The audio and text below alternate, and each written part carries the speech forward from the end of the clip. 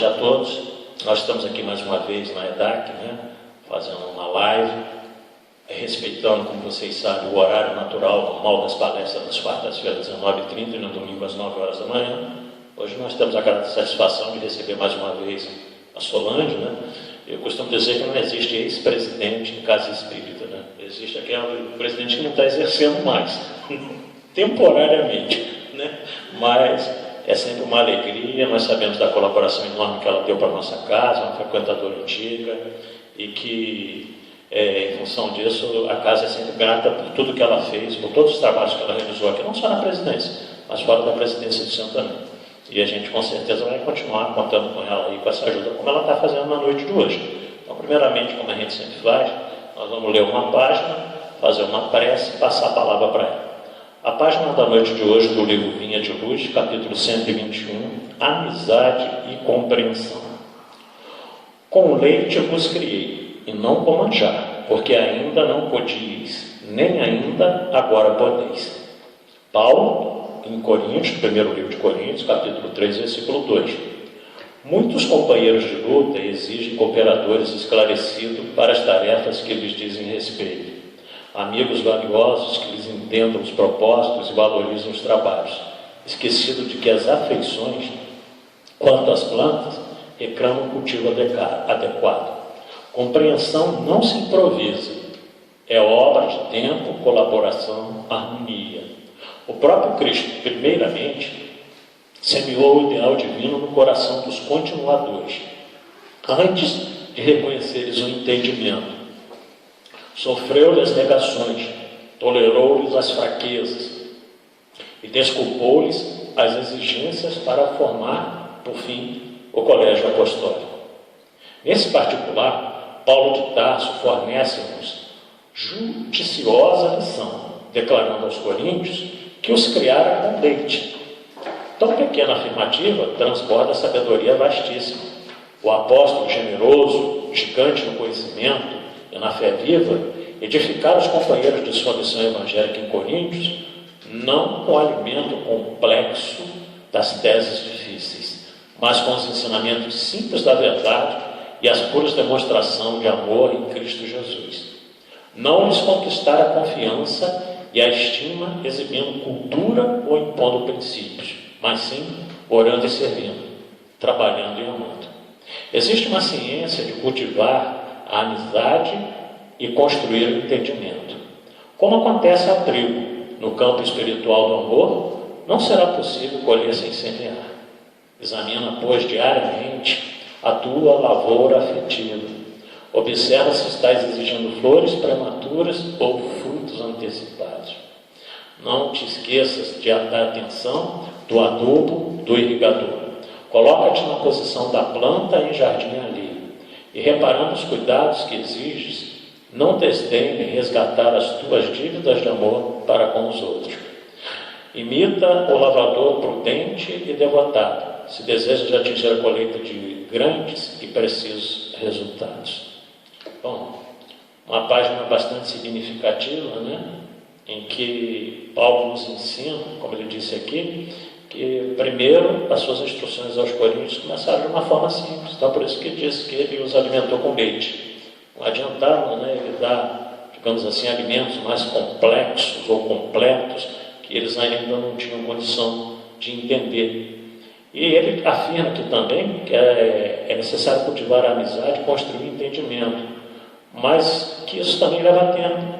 Primeiro a gente semeia para no futuro colher. E nem sempre muitos de nós, aliás, muitos e muitos de nós, conseguimos realmente compreender isso de início. Leva-se tempo para que a gente realmente consiga conquistar essas verdades. Muitos de nós sabemos delas, não conseguimos vivenciar, não conseguimos colocar em prática. Isso realmente, às vezes, é o que nos faz pensar que nós não estamos avançando muito, mas isso também não é verdade, não, porque basta ver qualquer um de nós, por mais fraquezas que nós tenhamos, mais fracassos na vida, a gente sempre pode afirmar que a gente conseguiu crescer um pouquinho, talvez não como a gente gostaria, mas, digamos assim, aquilo que foi possível dentro das nossas limitações, da nossa incapacidade não te compreendo, mas sobretudo de não conseguir vivenciar na prática aquilo que o Cristo tem nos ensinado ao longo desses quase 2000 anos. Então essa é a mensagem da noite de hoje. E antes de passar a palavra para a Solange, nós vamos então fazer a nossa prece inicial de abertura da palestra da noite de hoje. Agradecidos por essa oportunidade, pedindo a Deus que ilumine a nossa irmã Solange através de seu mentor espiritual, para que ela possa nos transmitir o seu recado da melhor maneira possível. Que nossa Mãe Maria Santíssima velha por todos nós, por todos aqueles que estão sofrendo dessa pandemia, do coronavírus, por todas as famílias enlutadas, por aqueles que ainda estão nos hospitais, sofrendo, e as famílias acompanhando toda essa tragédia, mas que nós sabemos que nada é por acaso, que tudo tem um porquê, que tudo tem um motivo, que senão Deus seria injusto e não estaria no controle do universo. Então, que nós possamos acreditar nisso e saber que toda tempestade depois vem a calmaria, mesmo que essa tempestade nos custe muitas vezes muita dor e muito sofrimento. Que nossa Mãe Maria Santíssima nos abençoe agora sempre. Ave Maria, cheia de graças, o Senhor é convosco. Bendita sois vós entre as mulheres, que bendito é o fruto do vosso ventre, nasceu Jesus. Santa Maria, Mãe de Jesus, rogai a Deus por nós, pecadores, agora e na hora do nosso desenlace.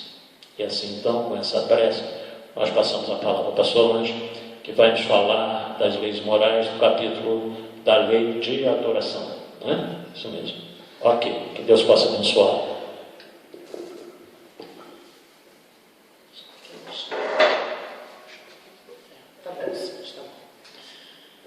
Boa noite a todos. Agradeço a oportunidade que a gente tem recebido de Deus, porque toda tarefa que nós realizamos é uma dádiva divina em benefício do nosso aprimoramento espiritual.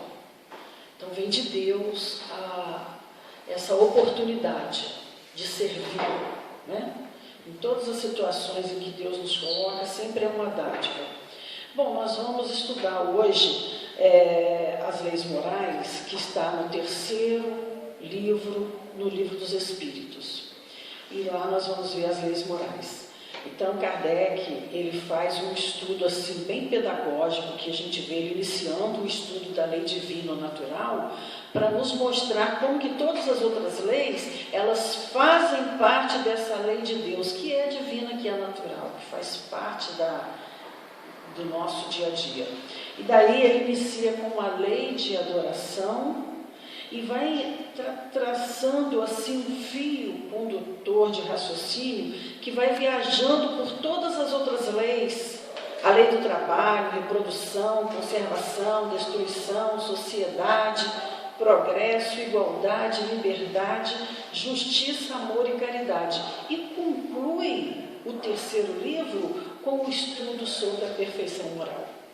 Quando nós viajamos nesse terceiro livro, nós vamos ver assim como que o raciocínio pedagógico de Kardec, que vem nos traçar um raciocínio lógico dentro dessas leis naturais. Então hoje nós vamos estudar a lei de adoração. Bom, por que o Espiritismo estuda a lei de adoração, né? Porque a gente adora carro, adora roupas, adora times, né? A gente tem várias coisas, mas adorar o quê? Como? Então, o que é que o Espiritismo se propõe quando ele estuda a lei de adoração? É exatamente isso que nós vamos estudar na noite de hoje. E vamos buscando, então, aqui no Livro dos Espíritos, na questão 649, quando ele vai traçar o objetivo da lei de adoração. Em que consiste a adoração? Na elevação do pensamento a Deus. Pela adoração, o homem aproxima sua alma de Deus. Então, a lei de adoração é elevação de pensamento a Deus. Elevação de pensamento a Deus. Pela adoração, o homem aproxima a alma de Deus. Na questão 659, ainda dentro desse estudo, Kardec pergunta assim aos espíritos: qual o caráter geral da prece? E ele diz: a prece é um ato de adoração. Orar a Deus é pensar nele, é aproximar-se dele, é pôr-se em comunicação com ele. Pela prece, podemos fazer 3 coisas: louvar, pedir e agradecer. Muito bem, então, veja bem o que Kardec vem nos mostrando, que a prece é, então, um instrumento de adoração a Deus. Através da prece, nós estamos pensando em Deus, estamos entrando em contato com Deus. Então, a lei de adoração é para isso, é para estudarmos o nosso relacionamento com Deus. Como é que anda o nosso relacionamento com Deus? E nós podemos observar isso através de alguns pontos que nós vamos estudar durante a noite de hoje. Muito bem, então ele está dizendo que pela prece nós podemos louvar, pedir e agradecer. Louvar é a gente pensar em Deus, é sobre assim a gente se tornar humilde diante da presença divina. É a gente observar a natureza, observar o universo, observar o nosso redor e compreender a grandeza de Deus em cada coisa que está à nossa frente, né? Então, essa grandeza de Deus, isso é a gente, então, louvar a Deus.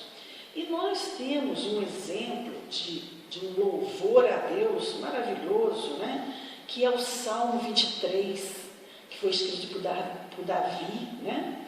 Então, esse salmo, ele foi escrito por Emmanuel, no livro Paulo Estevão, na psicografia de Chico Xavier, e diz o seguinte: o Senhor é meu pastor, nada me faltará.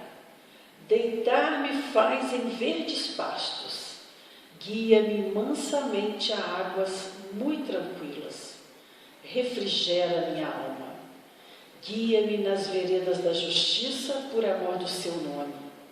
Ainda que eu andasse pelo vale da sombra da morte, não temeria mal algum, porque tu estás comigo. A tua vara e o teu cajado me consolam. Preparas-me o banquete do amor na presença dos meus inimigos. Unges de perfume a minha cabeça, o meu cálice transborda de júbilo. Certamente a bondade e a misericórdia seguirão todos os dias de minha vida e habitarei na casa do Senhor por longos dias.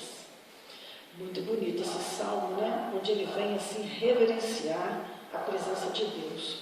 Tem também uma história, né? Um episódio que nos conta de um mestre hindu que ele estava ensinando ao seu discípulo sobre a presença de Deus. E ele dizia que nós deveríamos ver a presença de Deus nas folhas verdes das matas, na imensidão do oceano, no céu estrelado, no cosmos que está ao nosso redor. Em tudo existe a presença de Deus. E aquele aprendiz foi embora para casa, né, pensando naquele ensinamento do mestre. Daí ele viu a flor desabrochar e ele disse: Deus está na presença dessa flor que desabrocha. Mais adiante tinha uma queda d'água. Deus está nesta queda d'água, beneficiando a todos aqueles que por aqui passam. E de repente veio um elefante correndo na estrada. O elefante estava furioso e ele diz: Deus está na presença Deus está também nesse elefante furioso. Só que em cima do elefante tinha um homem que o estava tentando segurá-lo e dizia: sai da frente, sai da frente. E ele diz: não tem que me preocupar, porque Deus está presente nesse elefante furioso. Aí, de repente, ele sentiu o elefante em cima dele, deu uma patada e ele caiu à distância, todo machucado. O mestre, né, ouvindo aquele barulhão todo, aquela gritaria, saiu para ver o que era e achou o discípulo caído. Levou o discípulo à sua casa, cuidou dele, né, e ele, cheio de dor, falou: mestre, você disse que Deus estava na presença de tudo, em tudo estava Deus. Ele estava eu achei que ele estivesse também naquele elefante furioso. mestre sorriu e disse: não, de fato, ele estava mesmo, e ele está na presença do elefante furioso, mas você não pode esquecer que ele também estava presente naquele homem que estava dirigindo o elefante, dizendo para você: saia, saia. Aí então nós vamos ver que como que Deus está presente em todo o capítulo das nossas vidas, né? Ele está presente nas muitas situações que nos envolvem. Então, e depois ele fala também em pedir, né? Bom, o que nós vamos pedir a Deus? Quando nós compreendemos Deus como um Pai amorável, um Pai que nunca erra, um Pai que sabe de todas as coisas, como está no evangelista Mateus capítulo 10, que diz que até o cabelo de vossas cabeças estão contados, né? Então veja, Deus sabe de todas as coisas, Ele está presente em tudo o que acontece.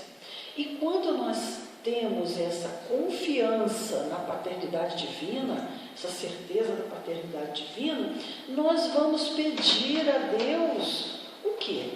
O que nós podemos pedir a Deus? Emmanuel nos mostra aqui no livro Recados do Além, ele diz assim, ele nos ensina bem como pedir, diz: Jesus, reconheço que a tua vontade é sempre o melhor para cada um de nós, mas se me permite algo pedir-te, rogo que me auxilies a ser uma bênção para os outros. Então veja, às vezes nós, nas nossas orações, nós pedimos a Deus, né, coisas do nosso dia a dia, as nossas necessidades diárias, as nossas necessidades materiais, não é mesmo? Mas nós podemos confiar em Deus e saber que Ele sempre vai nos dar conforme a sua vontade. E Ele sempre vai nos dar também conforme o que nós podemos suportar. Porque o próprio Jesus disse, né, que Deus não oferece um fardo mais pesado do que os ombros possam suportar. Daí nós vamos ter a certeza. E outra coisa é que às vezes nos nossos pedidos nós estamos muito olhando para o nosso mundo atual, a nossa materialidade, a nossa vida material. E aí os nossos pedidos, eles encerram muito pedidos da nossa vida material, né? Coisas que a gente precisa, situações que nós estamos vivendo. E isso é muito natural, a gente fazer esses pedidos. Mas não podemos nos esquecer de que as situações e as experiências que nós vivemos são para o nosso aprimoramento moral, faz parte da nossa jornada evolutiva. E aí, então, é preciso que a gente tenha uma sabedoria sobre a nossa espiritualização, a nossa vida espiritual, porque aí nós vamos saber compreender e pedir conforme seja necessário mesmo. E aí agradecer, né? Sempre agradecer a Deus por tudo que nós temos. Olha as quantas bênçãos que nós temos. Nós temos um corpo físico, né? Já começa por aí, nós temos um corpo físico com capacidade de nos fazer crescer, evoluir, trabalhar. Nós temos ânimo para trabalhar, para sair de casa, né? Nós temos às vezes um lar que nos acolhe, nós temos os recursos do trabalho. Quando a gente olha para a situação atual, onde existe tanto desemprego no mundo, né, a gente fica olhando e diz: meu Deus, que privilegiado que eu sou, estou trabalhando. Não é?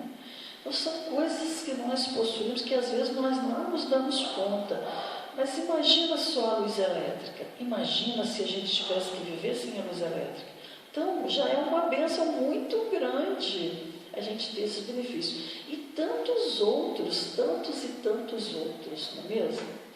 A gente às vezes está em casa, liga, pede um lanche, daqui a pouco está o lanche na nossa porta. Olha que maravilha! Isso tudo é bênção de Deus na nossa vida. Você vê agora a internet, olha que bênção que Deus nos deu, que é a internet. Fosse em outras épocas, como que nós estaríamos, não é mesmo?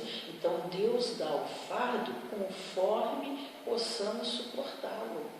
E na medida que nós vamos evoluindo e vamos nos melhorando, esse fardo, ele vai se tornando cada vez melhor de convivência, né? Melhor de convivermos com ele. Daí, então, nós podemos, na prece, pedir, louvar, pedir e agradecer. Muito bem, mas voltando aqui, ele vai, na questão 650, perguntar assim: a adoração resulta de um sentimento inato ou é fruto de um ensino? E ele diz: um sentimento inato, como o da divindade. A consciência de sua fraqueza leva o homem a se curvar diante daquele que o pode proteger. Então veja, a adoração é um sentimento inato. Isso quer dizer que em todas as épocas da humanidade o homem buscou esse poder superior, né? Então a gente vai ver que não existem povos ateus, mesmo, não existem. Desde toda a história da humanidade, nós vamos ver que as nações, os povos, possuem essa noção do ser superior.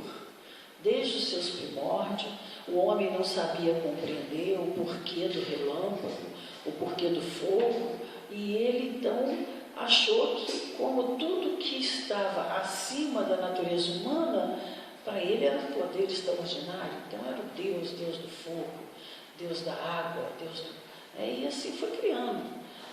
Deus da reprodução, não é mesmo? Porque ele via as coisas acontecerem e não sabia explicar sobre aquilo.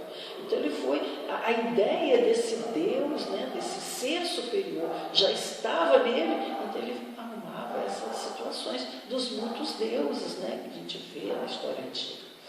Daí, na medida que o homem foi evoluindo, foi compreendendo, chegou a ideia do Deus único, não é? Mas a gente vai ver que o homem, de todo o tempo, ele sempre buscou essa adoração ao ser superior, né? Bom, a gente vai ver também aqui, ele pergunta sobre a adoração exterior, se a adoração necessita de manifestações exteriores, né? Isso também importante a gente ver. Então nós vamos adorar a Deus como? Né? De que forma? Precisa, bom, já sei que a adoração é um relacionamento com Deus. Precisa de algo material, precisa de um templo, de um local específico, de um horário específico. Como é que é essa? Então ele vai começar a trabalhar agora as necessidades, as manifestações exteriores. Então ele diz que a verdadeira adoração é a do coração. Em todas as vossas ações, lembrai-vos sempre de que o Senhor vos observa. Então veja, a verdadeira adoração é a do coração. Então nós precisamos de atos exteriores? Não necessariamente, é a do coração. Mas os atos exteriores são bem-vindos? São sim, são bem-vindos. A adoração exterior é útil? É que pergunta aos espíritos, é útil a adoração exterior? E eles responderam que sim, sim, é útil. Se não for um simulacro. Né? O que é um simulacro, então? Se não for uma farsa, né? Fantasia. Eu faço aqui exteriormente, mas por dentro eu não acredito em nada daquilo, eu não tenho fé naquilo, eu estou fazendo só porque me ensinaram a fazer. Então, esse é o simulacro. Sim, se não for um simulacro. É sempre útil dar um bom exemplo. Porém, os que somente o fazem por afetação e amor próprio, mas cuja conduta desmente sua aparente piedade, dão mau exemplo e faz mais mal do que se põe. Então veja, na adoração exterior já entrou agora uma nova situação, que é a conduta.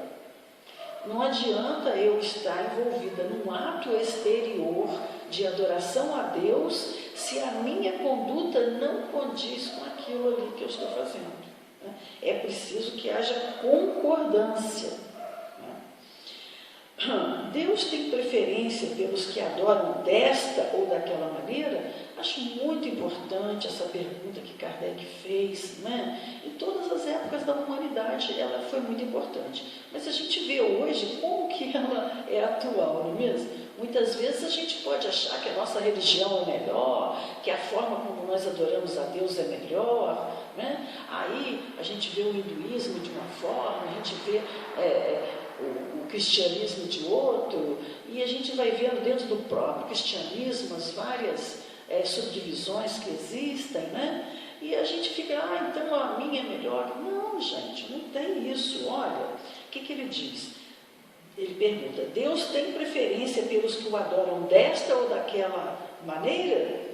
E os espíritos responderam, Deus prefere os que o adoram do fundo do coração, com sinceridade, fazendo o bem e evitando o mal. Veja bem, olha que resposta, não é? Então, a adoração exterior, ela é válida em qualquer situação que estivermos. Entretanto, ela precisa estar conectada com o nosso sentimento verdadeiro, sinceridade, né? Do coração, fazendo o bem e evitando o mal. Então ele diz lá que dá um mau exemplo aquele cuja adoração é falsa e está em contradição com a própria conduta. Quando eu falo algo e faço o contrário do que eu estou falando, eu estou dando um mau exemplo, né? Então é uma coisa assim que fica bem claro aqui. Aquele que conhece a verdade, outra coisa que os espíritos dizem aqui ao Kardec, aquele que conhece a verdade é 100 vezes mais culpado do mal que faz do que o selvagem ignorante do deserto, e como tal será tratado no dia da justiça. A quem muito foi dado, muito será pedido, não é? Jesus já nos falou sobre isso, já nos alertou sobre a responsabilidade que nós temos diante do conhecimento da lei de Deus. E nós espíritas, nós somos muito conhecedores das leis de Deus, nós estudamos bastante, tem bastante coisa, muito material, e nós temos muito conhecimento. Então, nós precisamos nos preparar. É preciso que todo esse conhecimento esteja muito conectado com a nossa forma de ação, nossa forma de ser no dia a dia. Mas é claro, não tem ninguém perfeito nesse mundo, logo nós também não somos, verdade, né? Isso mesmo. Por isso é que Kardec nos falou, o verdadeiro espírita se conhece pela sua transformação moral e pelo esforço que faça em domar suas inclinações más. Por isso a importância da gente analisar os nossos atos diários, como nos aconselhou Santo Agostinho no Evangelho, segundo o Espiritismo. Fazer a lição de casa é isso, é chegar no final do dia, fazermos uma análise de como foi o nosso proceder, né? Como que foi o nosso sentimento, nos conhecer, porque só muda aquele que conhece, né? Se eu não me vejo como uma pessoa invejosa, eu não vou corrigir isso em mim, né? Vou chegar lá na parte espiritual de novo, enganada por mim mesma, né? E perdi um tempo que eu poderia ter utilizado para desenvolver uma virtude. E assim, por isso é que nos aconselha tanto essa análise diária dos nossos atos e a busca do nosso melhoramento íntimo, né? Muito bem. E ele ainda diz também que os cânticos só chegam a ele pela porta do coração. Às vezes nós temos as preces já escritas, né? Cada uma linda, lindíssimas preces, não é mesmo? Tem várias. A prece de Cáritas é uma verdadeira canção, né? Um cântico maravilhoso. E tantas outras. O Pai Nosso é uma prece maravilhosa, que Jesus, inclusive, foi que mestre nos ensinou.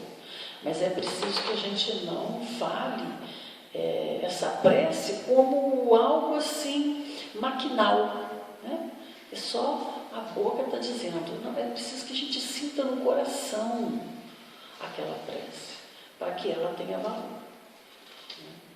E aí nós vamos ver também, na 656, quando ele pergunta, a adoração em comum é preferível a adoração individual? A adoração em comum é preferível à adoração individual? E ele nos diz, reunidos pela comunhão dos pensamentos e dos sentimentos, os homens têm mais força para atrair a si os bons espíritos. O mesmo se dá quando se reúnem para adorar a Deus. Mas não penseis que, em razão disso, a adoração particular seja menos valiosa, já que cada um pode adorar a Deus pensando nele. Então, assim, quando nós fazemos a nossa adoração individual, a nossa prece individual, ela tem um valor, claro que tem, principalmente se ela é dita com o coração e no comportamento, nas nossas atitudes, a gente tem buscado esse caminho, né, da lei de Deus. Então, é lógico que ela tem um valor muito grande. Mas ele está falando aqui que a prece em comum, a prece em comunidade, em união, em comunhão com outras pessoas. Nós vamos entender isso muito bem quando a gente vê assim o valor do pensamento como criador, como um poder criador no nosso mundo, né? Então, se várias pessoas se reúnem com um pensamento homogêneo, dentro do mesmo objetivo, buscando o mesmo fim, é lógico que esse pensamento ele vai ter uma força grande, né? E às vezes também a gente pensa que nós vamos orar e que Deus vai nos dar as coisas conforme nós pedimos. E não é verdade, porque nem sempre Deus vai nos dar o que nós estamos pedindo, porque às vezes nós estamos pedindo algo que vai em contrário aos nossos planejamentos espirituais, ao nosso planejamento de vida, aos objetivos da nossa encarnação. Então, os espíritos superiores, né? Deus sabe perfeitamente o que a gente precisa e que não precisa. Então, Ele vai nos ajudar. E essa comunhão de pensamentos elevados a Deus, rogando a Deus, vai atrair os bons espíritos, que vão nos inspirar, vão nos instruir, vão nos auxiliar, mesmo de várias formas. Depois, dentro desse mesmo capítulo, Kardec vai estudar a vida contemplativa. E na vida contemplativa, ele pergunta aos espíritos: os homens que se entregam à vida contemplativa têm algum mérito aos olhos de Deus, já que só pensam nele e não fazem mal a ninguém? Porque a vida contemplativa, a pessoa fica muito tempo, né, naquela contemplação dos mistérios de Deus, do poder de Deus, da vida, Deus no nosso meio, da interferência de Deus no nosso meio, na natureza, uma vida contemplativa. E ele pergunta se esses homens que se entregam a essa vida contemplativa têm algum mérito diante dos olhos de Deus? E ele diz assim: não, pois se não fazem o mal, também não fazem o bem, e são inúteis. Veja, então não adianta a gente ficar orando e não ter ação. A gente vai ver que o estudo das leis morais vem nos falar o quê? Primeira lei que Kardec estudou, lei da adoração. E a segunda lei? Lei do trabalho. A nos mostrar que nós vamos adorar a Deus, mas que o caminho é o trabalho.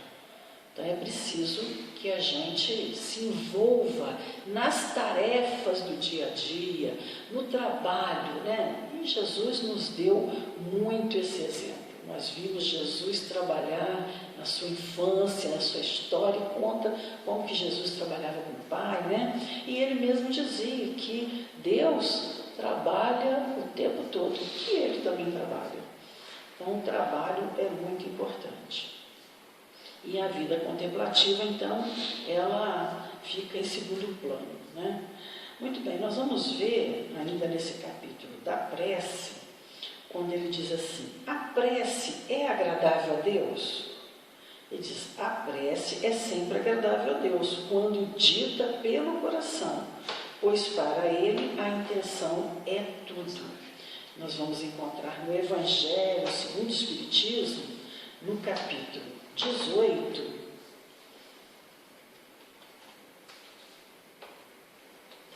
o sacrifício, né?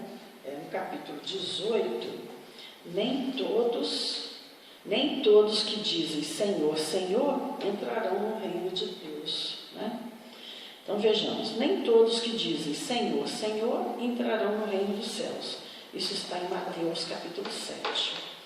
Apenas entrará aquele que faz a vontade do meu Pai, que está nos céus. Muitos nesse dia dirão, Senhor, Senhor, não profetizamos em teu nome? Não expulsamos em teu nome o demônio? Não fizemos muitos milagres em teu nome? Eu então lhes direi em altas vozes, afastai-vos de mim, vós que fazeis obras de iniquidade. Então, não adianta a gente ficar orando, né? Só orando, e não ter a prática disso, mesmo. E Kardec nos diz o seguinte, que são eternas as palavras de Jesus, porque são a verdade. Constitui não só a salvaguarda da vida celeste, mas também o penhor da paz, da tranquilidade e da estabilidade nas coisas da vida terrestre. Eis porque todas as instituições humanas, políticas, sociais e religiosas que se apoiarem nestas palavras serão estáveis, como a casa construída sobre a rocha. Essa passagem da casa construída sobre a rocha é muito bonita, porque Jesus diz, que também está em Mateus e também em Lucas, aquele, pois, que ouve as minhas palavras e as pratica, será comparado a um homem prudente que construiu sobre a rocha a sua casa.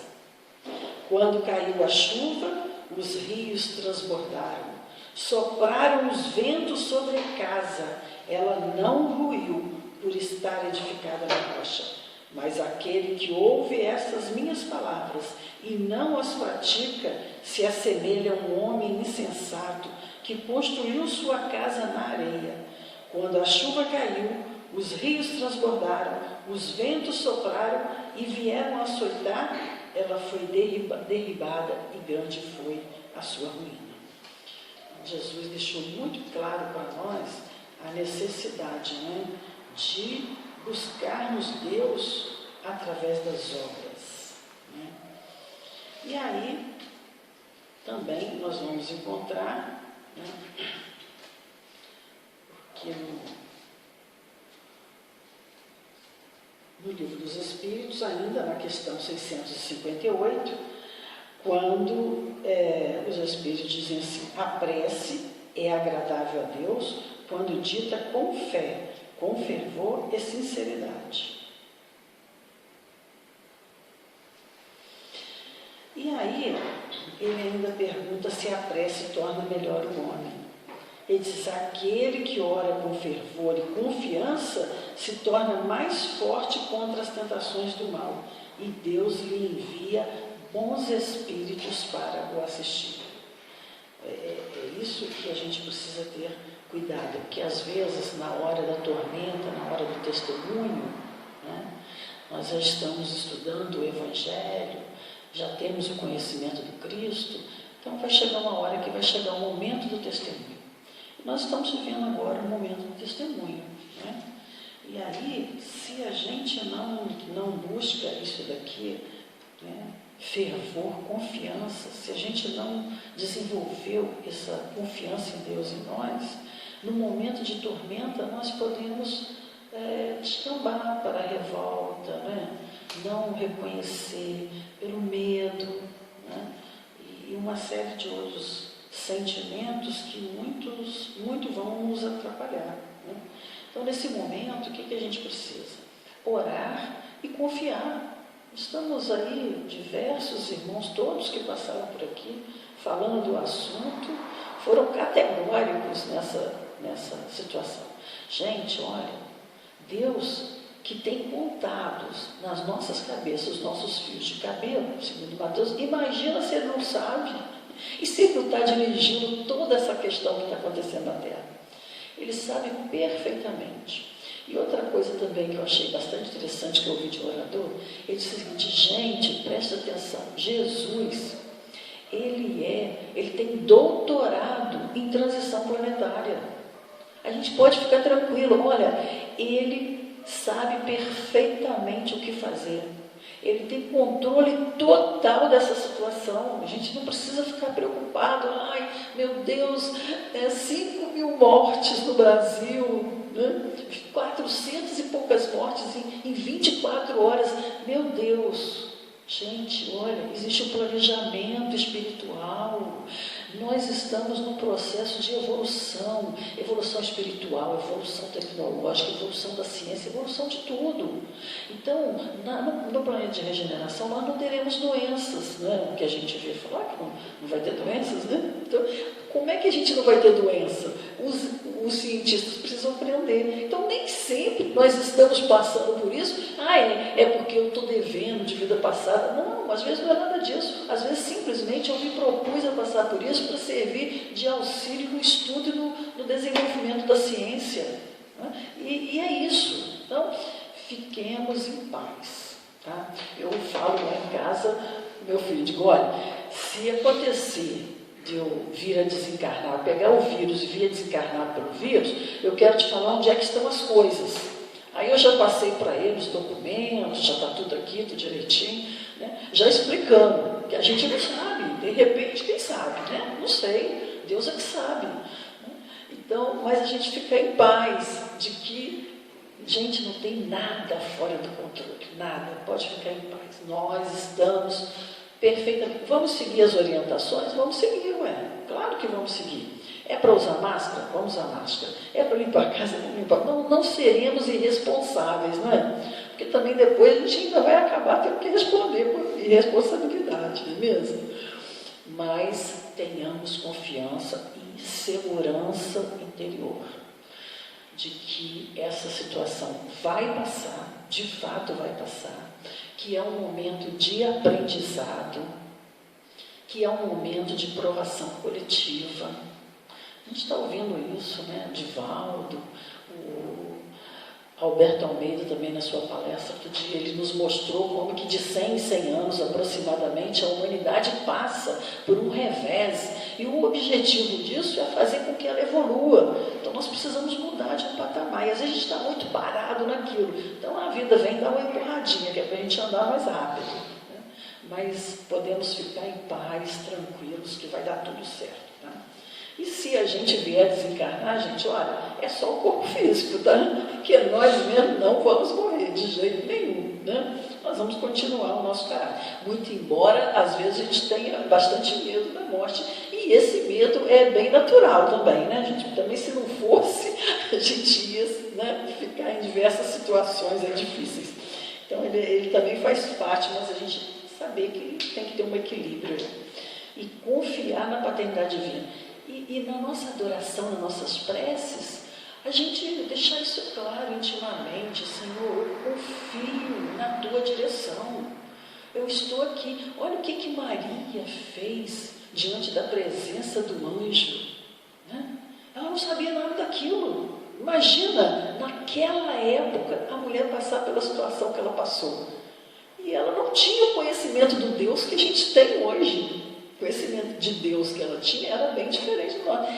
Senhor, eis-me aqui, faça-se em mim a tua vontade. Um exemplo fora de série, né? E é esse exemplo que a gente precisa ir buscando força, coragem, ânimo e fé. Nós vamos vencer, vai dar certo. Aqui, outro lado de lá, a gente vence. Fica em paz, tá bom? Então, aqui, ele vai perguntar isso, né? Se a prece torna melhor o homem. E ele diz: aquele que ora com fervor e confiança se torna mais forte contra as tentações do mal, e Deus lhe envia bons espíritos para o assistir. Gente, olha, muito pior do que a morte do corpo físico é a morte da alma, dos sentimentos bons no nosso coração. Isso sim, a gente precisa ter bastante cuidado. E quando a gente faz as nossas preces, buscar sempre esse auxílio. O próprio Jesus nos ensinou que a gente deveria pedir a Deus para que nós resistíssemos ao mal. Isso aí é que é perigoso para a nossa alma. E muito bem, e também lembrar que o essencial não é orar muito, mas orar bem. Às vezes a gente pensa que a nossa prece, né, aquela prece longa, e ela faz o efeito. Imagina, nem sempre, né? Tem aquela história do escravo, que ele não sabia orar, era analfabeto, mas todo dia, antes de começar o trabalho pela madrugada, ele acordava e falava: meu Senhor, preto velho está aqui. Era essa prece que ele fazia. Então não precisamos de preces longas, trabalhosas, palavras difíceis, nada disso. É só expressar o nosso sentimento daquele momento a Deus. Expressar o nosso sentimento pela palavra a Deus, nosso Pai, né? E Ele vai saber. Uma questão muito importante, essa 661, quando ele pergunta assim: poderemos utilmente pedir a Deus que perdoe as nossas faltas? Isso é muito importante, né? O próprio Pão Nosso, Jesus, no Pai Nosso, Jesus nos ensina, né? Isso daí. Então, Deus sabe discernir o bem do mal. A prece não esconde as faltas.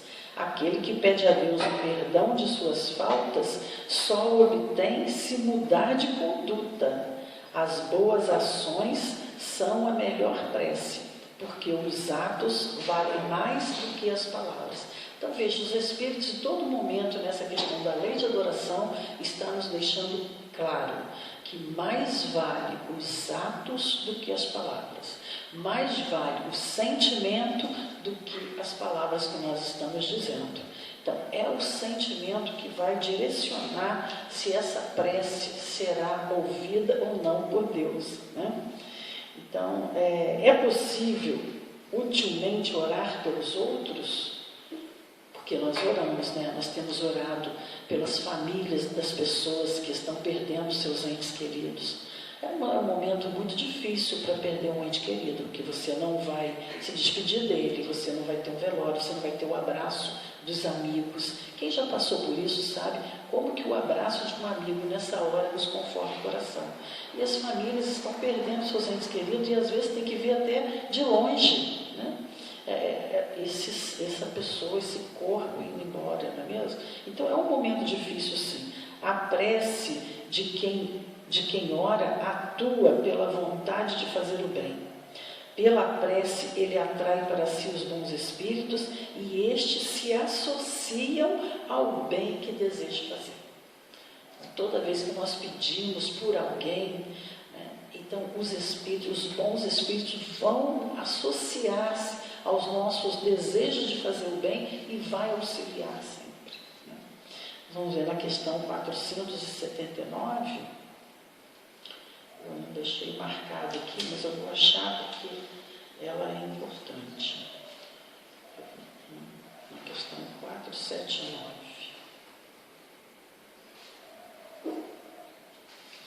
Na questão 479, Kardec pergunta aos espíritos: a prece é um meio eficiente para curar a obsessão?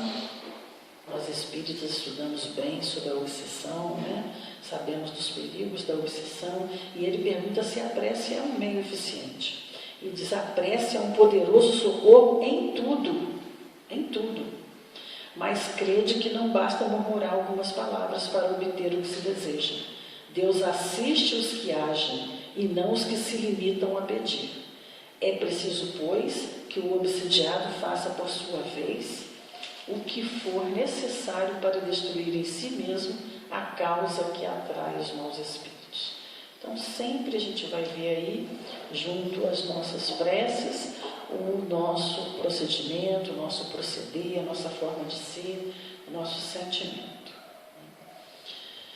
E aí, nós vamos ainda na questão 664, né, quando ele pergunta se será útil orar pelos mortos e pelos espíritos sofredores.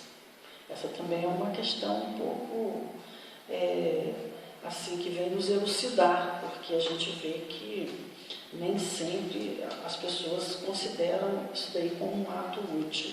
Então, será útil orar pelos mortos e pelos espíritos sofredores? E ele diz, pela prece provoca-se o arrependimento e o desejo de fazer o que é necessário para ser feliz. Então, a prece, como ele diz, é um poderoso ajuda, né, meio em todas as situações. Depois, nesse capítulo ainda da lei de adoração, ele vai estudar sobre politeísmo, né? E ele vai nos mostrar que a concepção de um Deus único só podia chegar ao homem como resultado do desenvolvimento de suas ideias, como nós falamos anteriormente, né? O homem, desde os seus primórdios, sempre teve esse sentimento desse ser superior, e esse sentimento foi se manifestando ao longo da história de diversas formas.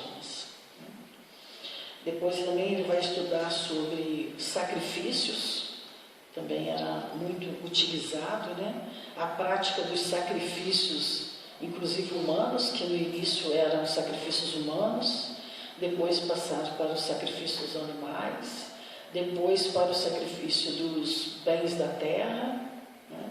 Então ele vai perguntar se a prática desse sacrifício, né, ele ajuda. Então ele diz, primeiramente, e ele pergunta assim, remonta à mais alta antiguidade essa prática.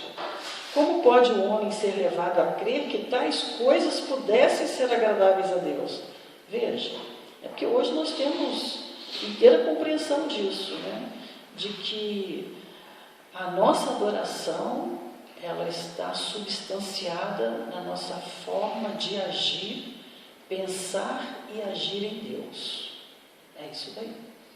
Então ele diz, primeiramente, porque não se compreendia Deus como sendo a fonte de bondade.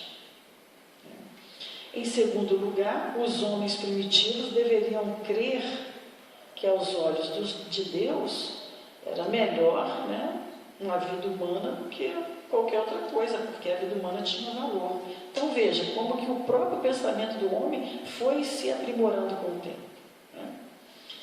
Pensavam que o valor do sacrifício era proporcional à importância da vítima, veja. Hoje, felizmente, né, nós não temos mais esses procedimentos. A maioria das pessoas hoje já entendem que o nosso contato com Deus deve ser mesmo pela oração, pelo nosso proceder.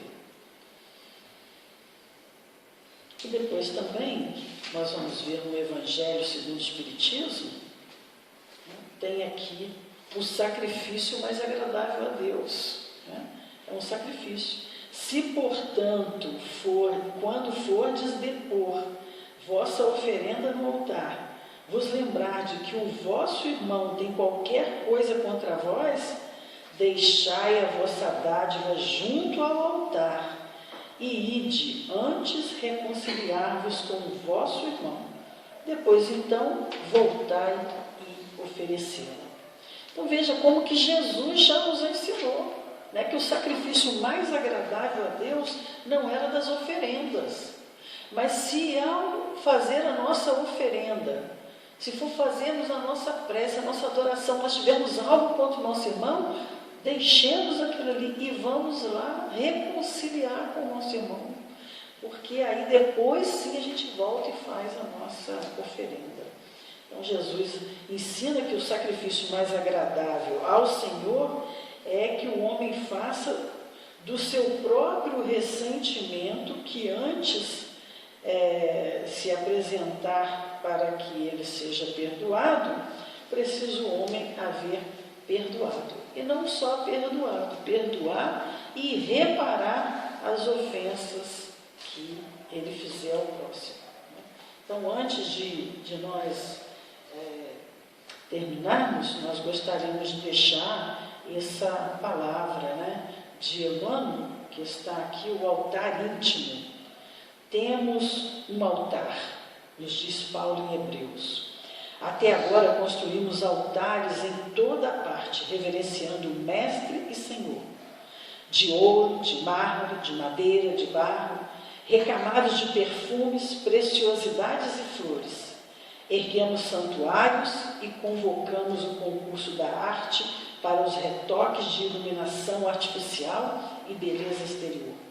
Materializado o monumento da fé, ajoelhamos-nos em atitude de prece e procuramos a inspiração divina. Realmente, toda movimentação nesse sentido é respeitável, ainda mesmo quando cometemos o erro comum de esquecer os famintos da estrada em favor da suntuosidade dos cultos, porque o amor e a gratidão ao poder celeste, mesmo quando mal conduzidos, merecem veneração. Todavia, é imprescindível crescer para a vida maior. O próprio Mestre nos advertiu, junto à Samaritana, que de tempos viriam em que o Pai seria adorado em espírito e verdade. E Paulo acrescenta que temos um altar. A finalidade máxima dos templos de pedra é a de despertarmos a consciência em nós. O cristão acordado, porém, caminha oficiando como sacerdote de si mesmo, glorificando o amor perante o ódio, a paz diante da discórdia, a serenidade à frente da perturbação, o bem à vista do mal. Não olvidemos, pois, o altar íntimo que nos cabe consagrar ao divino poder e à celeste bondade. Comparecer ante os altares de pedra, de alma cerrada à luz e à inspiração do Mestre, é o mesmo que lançar um cofre impermeável de trevas à plena claridade solar. Se as ondas luminosas continuam sendo ondas luminosas, as sombras não se alteram igualmente. Apresentemos, portanto, ao Senhor as nossas oferendas e sacrifícios em cotas abençoadas de amor ao próximo, adorando-o através do altar do coração e prossigamos no trabalho que nos cabe realizar. Então, essa é a mensagem de hoje sobre a lei de adoração. Continuarmos firmes nas nossas tarefas, nas atitudes do bem, buscar o bem e o amor ao próximo em toda circunstância, e entendendo que é assim que nós vamos adorar a Deus, em espírito e em verdade. Que Jesus nos abençoe, nos ampare e nos dê muita paz. Volto a palavra para o Robinson.